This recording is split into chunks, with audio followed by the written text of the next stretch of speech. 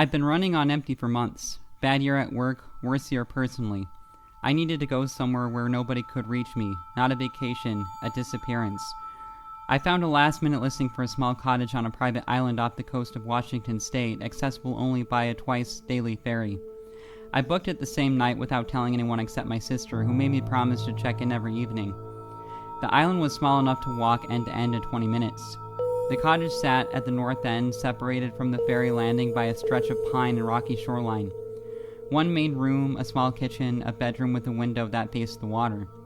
The nearest other structure was a storage shed the property owner used seasonally, locked up and empty for winter. I was the only person there. That was the whole point. The first 2 days were exactly what I needed. Cold air, no signal, no obligations. I cooked simple meals, read, slept more than I had in months. By the second evening, I'd almost stopped thinking about everything I'd come here to forget. The third morning I woke up and the front door was unlocked. I stood in the kitchen for a solid minute just looking at it. I'm meticulous about locking doors. It's a habit I've had since I was a kid, the kind of thing I do without thinking and always double check. I went through every possible explanation. Sleepwalking, which I've never done, a latch that didn't catch, wind, nothing held up. I locked it again, checked it twice, and told myself to let it go. I didn't let it go. The fourth morning, the door was unlocked again. On the kitchen floor, just inside the entrance, was a single boot print in dried mud. One print facing inward, like whoever left it had stepped inside, stood there for a moment, and gone no further. The floor beyond it was clean. Being how small it was, I searched the entire island that morning. Nothing. The ferry hadn't run since I arrived. No boat at the dock, no kayak on the rocks, no sign of anyone. Just the island, the trees, the water, and that one boot print on my kitchen floor. I called my sister from a high point where I had 1 bar of signal. Kept it short. Told her everything was fine. I didn't mention the door or the print. I didn't want to say it out loud yet. Saying it out loud would make it real. That night I wedged a chair under the door handle. I sat in the bedroom with the light on until somewhere around 4 in the morning. Then I fell asleep sitting up against the headboard. I woke up to daylight. The chair was still under the handle. The door was still locked. I let out a breath I'd been holding out for 12 hours and went to put the kettle on. My coffee mug from the night before was still on the kitchen table. The condensation had left a ring on the wood. And in the condensation on the window above the table, someone had written my sister's name. Not printed, written, in cursive, with the kind of deliberate pressure that means someone took their time. The letters were already fading at the edges.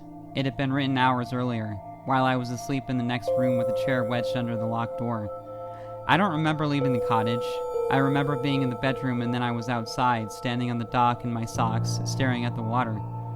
My phone was in my hand. I'd called my sister without remembering doing it. She was already talking, asking what was wrong, saying she could hear something in my breathing. I took the first ferry out the next morning. Back on the mainland, I called the property owner and told him what had happened. He went quiet for a long moment. He said the island had been listed for 3 years, and he never had a complaint like this. He asked if I'd checked the storage shed. I told him it had been locked. He said that was the thing. He'd lost the key 2 winters ago and hadn't been able to get in since.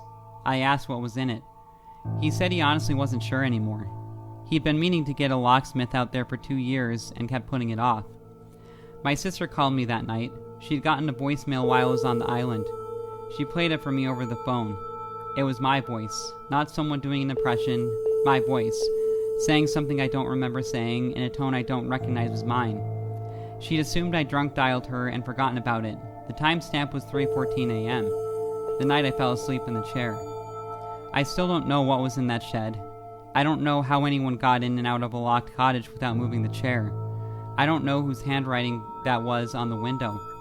And I don't know how to explain what I heard on that voicemail. My voice saying things I have no memory of saying, from a night I was alone on an island with no way off. 3 of us drove up to the coast on a long weekend with no real plan. Just kayaks on the roof and the kind of restless energy that makes bad decisions feel reasonable. Someone had mentioned the island months earlier, one of those abandoned quarantine facilities the state stopped maintaining in the 90s. No ferry service, no public access, technically off limits. That last part was more of a draw than a deterrent. We put in just before noon on a Saturday. The crossing took about 40 minutes. The island came into view slowly. Tree line first, then the roof line of the main building rising above it, concrete and rusted steel. Windows either blown out or boarded from the inside. The dock we tied up to was rotted through in places and moved under our feet in a way that made you think twice about every step. The main building was 3 stories, shaped like a long U around a central courtyard that had gone completely to weeds. The ground floor was the most picked over. Graffiti on every surface, debris everywhere, ceilings water damaged and sagging in sections. We split up after about 20 minutes. Tyler took the east wing, Marcus stayed on the ground floor, and I went upstairs. The upper floor was in worse shape than the ground level. The carpet runner down the center of the corridor had rotted into the floor, dark and uneven, and the doors on either side stood open into the rooms that were mostly stripped bare. Old light fixtures hung from the ceiling with their wiring exposed. The smell was different up there, heavier, something under the mold and rot that I couldn't name. I was maybe halfway down the corridor when I saw someone at the far end. Dark clothing, standing completely still, facing away from me.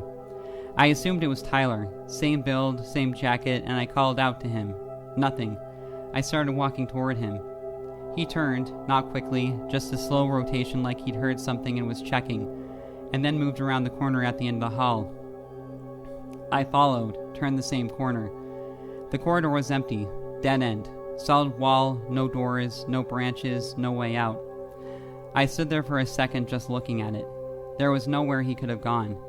I walked the length of it anyway, checked every doorway I'd passed, nothing. I found Marcus and Tyler together on the ground floor about 5 minutes later. Tyler hadn't been upstairs. He changed his mind after the stairwell looked unstable and stayed on the ground level the whole time. I didn't say anything about what I'd seen. I just told them I was ready to leave, which was true. We were moving through the ground floor toward the exit when all 3 of us stopped at the same moment. From somewhere above us, the upper floor, the same corridor I'd just come down, came a voice. A child's voice, high and flat, repeating a single word over and over. Not crying, not calling out, just repeating it, steady and calm, like recitation. We couldn't make out the word. None of us moved for a few seconds. Then we moved, fast, out through the main entrance, across the courtyard, back toward the dock without discussing it. On the shore, while we were getting the kayaks back in the water, I looked up at the building. I don't know why, some pull I couldn't explain, the same instinct that makes you look back at something you know you shouldn't.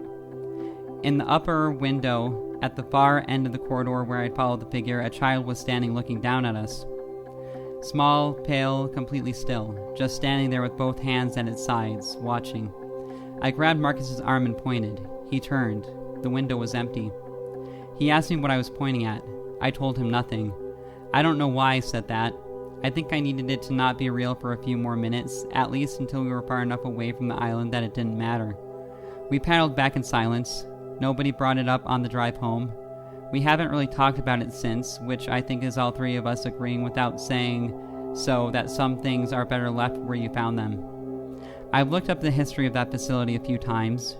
It was a quarantine station for most of the early 20th century, closed in 1941. The records I could find listed it as having housed patients as young as 4 years old during a tuberculosis outbreak in the 1930s.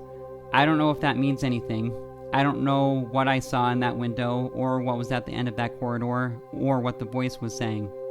I just know that whatever was on the upper floor, it watched us leave.